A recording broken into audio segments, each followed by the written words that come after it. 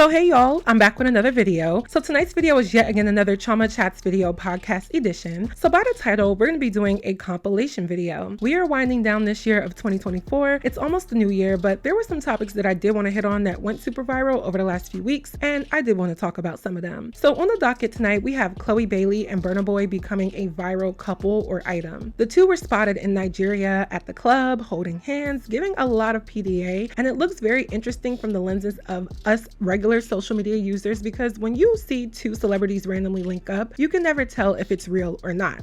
Well, I actually think that you can. But these two have literally been viral, and I don't think most of us were expecting it. Next up, Ice Spice returns to the rap scene by dropping 2 freestyles on different platforms, which was a shock to me because I didn't think she was going to come back to rap. I do think she probably has contractual obligations to still put out music and stay locked in with the image and the genre that she's most known for. But after hearing these 2 freestyles, people had a lot to say about her performance and her position in female rap. And lastly, Summer Walker catches a very underhanded stray by being compared to T.S. Madison, who is a trans woman. People were saying that her looks are very similar to T.S. Madison's, and this type of stuff does irk me, and straight up, not because I'm transphobic, even though that's the label I'm going to get, but mainly because I think there's a very avid or easy way to disrespect Black women, but because it's so touchy due to it involving an ostracized community, i.e. trans women, it's almost like you can't say anything about it when it happens. So y'all know what to do. Label your story number 1, 2, or 3. You can comment on one or all. I definitely try to read all of the comments, and I really do mean that. I think some of y'all think I'm kidding, but I really do read them. So without further ado, let's get right into this video. So our first story is about Chloe Bailey and Burna Boy. They are allegedly an item. The two were spotted in Lagos, Nigeria at the club holding hands, again, just displaying a lot of affection in a public way, and it definitely shocked social media because it was definitely random. Burna Boy is the African giant, based off of how big his career is in music and maybe some other parts about him from what people were saying online. He's literally one of the biggest international musicians there is, and his music has transcended into the Western world where he is recognized in the American space. I remember I saw a tweet that said that AfroBeats was only popular for one summer, but AfroBeats is definitely a recognized music genre that I hear all the time everywhere I go. And I do credit Burna Boy, Wizkid, Davido, and many West African musicians for staying true to their craft all these years and being able to become more mainstream, even in the American market. I even credit Tyla, who is a South African artist who does more Amapiano music, for her contributions as well. And I definitely can't forget Ira Star and Thames, who are both Nigerian artists who have made a lot of mainstream success, not only in the Western world, but obviously internationally. So a lot of these African artists are becoming well-known artists, and I'm here for it.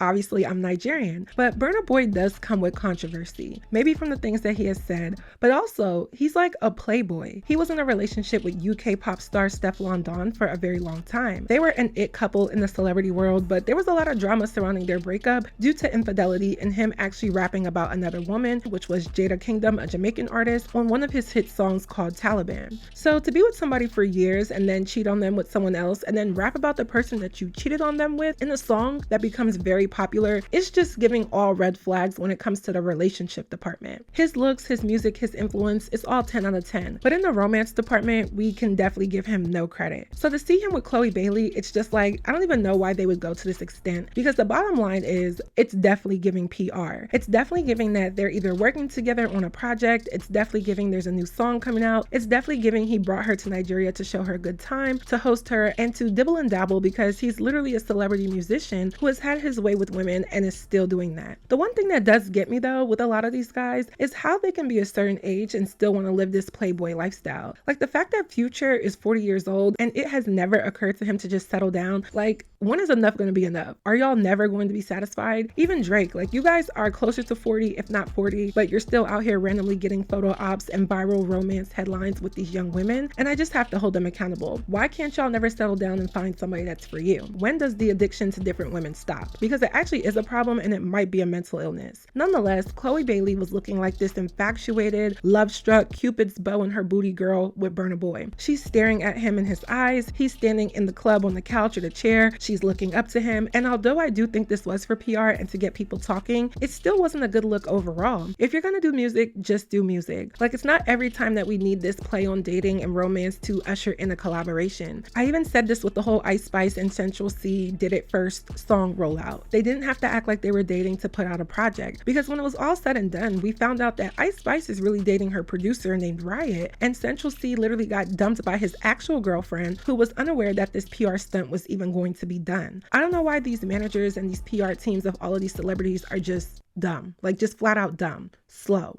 The public is not going to perceive a random relationship from two big name celebrities the way how we would maybe 10 or 20 years ago. We're not stupid. We understand the metrics and the strategy to get people talking, and they keep playing in our faces time and time again. And for Chloe Bailey, I think between her and her sister, the whole good girl narrative just has to end. These are grown women who are very much mature. They're more sexualized now. One of them even has a child. The choices that they make are just like any other 20-something-year-old girl. They're living their best life. They're outside, they're dating. I don't see anything wrong with that, but it clashes with how people viewed them as they grew up. And so when we see it on these good girl archetypes, it just rubs people the wrong way, making it less believable. I think if they're just gonna do music, do music. Just another side note, I see a lot of celebrities are in Nigeria this year for Deti December. I've seen Gunna, I've seen Saweetie, I've seen Wo Vicky even. I don't know what's bringing them to Nigeria, but Nigeria is a fun time in December. That's like summertime for Nigerians, where a lot is going on. So get in on the fun. I'm not against it. I just feel like this tactic to make the public believe something that isn't believable is just played out. I think the relationship is PR. I saw Burna Boy holding hands and walking out with a whole different woman like a week after this. So it's like we do all of this and get invested into the conversation of a new couple just for it to fizzle apart within a short amount of time. It's annoying, it's redundant, it's played out,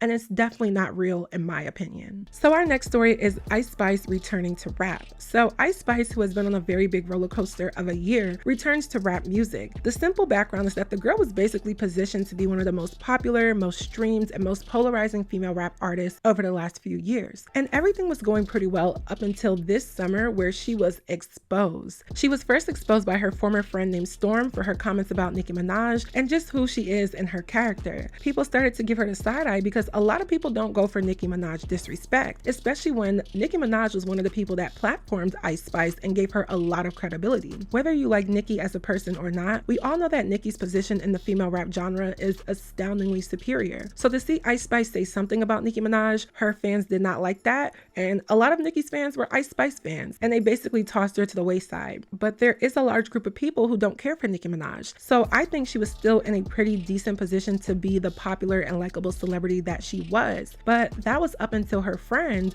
well, her ex-friend named Cleo Trappa, who was also an artist, exposed her for how Ice Spice treated her during Ice Spice's tour. Cleo says that there were times where she was just left off of dinner plans, she didn't eat, she was treated poorly, she wasn't allowed to share certain things, she was told certain times where she had to perform, she wasn't able to do her best work during the tour, and it felt like Ice Spice didn't want to see her shine, and that her selfish and self-righteous attitude made Cleo feel really bad. So she exposed her. We talked about this. So Ice Spice still comes out with her debut album this year. The album didn't do good at all. I listened to it, I reviewed it, I didn't give it a good or positive rating because I just don't think it was anything different than what she has put out. But also the songs that were highly promoted, they just didn't do much for me. I am an avid radio listener, so I like to hear what's on the radio, and it's not Ice Spice. If there's one female artist that's on the radio heavy right now, it's Glorilla. She's doing a hell of a job, and I like Glorilla. So Ice Spice decides to pop back in with new music just right before the year ends, or just new content. And in my previous video about her, I not only predicted but anticipated her to just take a different route because I feel like the gig is up. I feel like when you don't have the public on your side, when you don't have those worshiping fans, when you don't have people who are quick to defend you even when you do something wrong, when you don't have that cult-like following or appeal, it's very hard for you to remain at the top of the mountain. So she drops her songs, she does one freestyle on the Radar platform, which is for artists to do interviews but also preview music, and it literally did nothing. It gave nothing. If you look on YouTube, the first freestyle that she did on the Radar 2 years ago has 3.7 million views. That is a lot of views. But the freestyle that she did most recently, about a few days ago, only got 194,000 views. To the average person, that's a lot of views.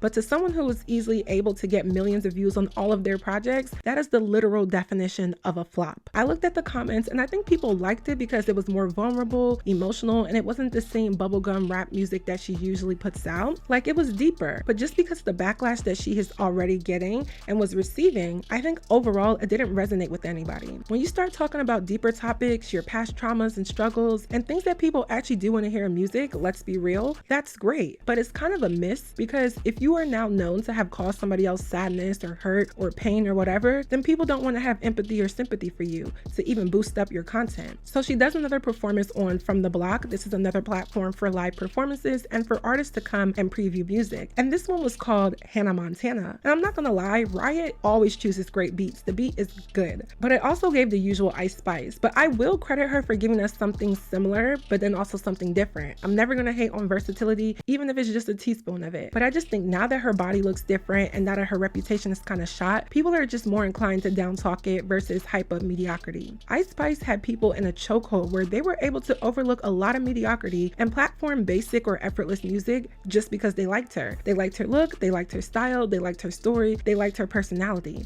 But now that a lot of that has been proven to be artificial or unrelatable or just disliked, her days of being a simpleton rapper have caused people to just not care. Even this video has a little bit over 350,000 views, which again to the average person is a lot, but we're talking about Ice Spice, who was able to easily get millions of views on anything that she put out. So all in all, it's basically a flop that we're witnessing in real time. I'm not hating on anyone or praying to see their downfall, but I do think I'll be honest enough to say that this is what it is. And I do think it's interesting that the song was called Hannah Montana when her friend Cleo, well, her ex-friend, put out a song using a Hannah Montana sample, which was called Rockstar. Like, did anybody catch that? Cleo's song is obviously a Hannah Montana inspired song from the beat, the melody of her lyrics, and her hook, and then Ice Spice makes a song called Hannah Montana. And I listened to it before I even knew what the name of the song was called, and I caught that Hannah Montana bar, which I actually did kind of like, but then it hit me that I don't know if this is a dig at Cleo, I don't know if I'm being messy and just stirring something up, but I don't really find too many coincidences in a situation like this. But y'all let me know what you think. Overall, Ice Spice is definitely still gonna win over some of her fans. There are some people that they become fans or supporters of you, and you will always have them in a chokehold no matter what you do. We've seen that time and time again. But it's just all interesting to see how somebody who was literally catapulted to the top is now being demoted in the court of public opinion. I'm still interested to see what she does next. Now, our third and final story is Summer Walker being compared to a trans woman. So I saw a post randomly scrolling on Instagram, and it was from the Jasmine brand, shout out to them. And it says, do Summer Walker and T.S. Madison look alike? And I just feel like this is such an underhanded, passive aggressive way to compliment a woman, whether they be trans or scientifically cisgendered. So the comparison photo, to me personally, I don't see any resemblance. The most I see is the cheeks being high or just chubby, but I have the same cheeks. So do I now look like Summer Walker because we have high cheekbones?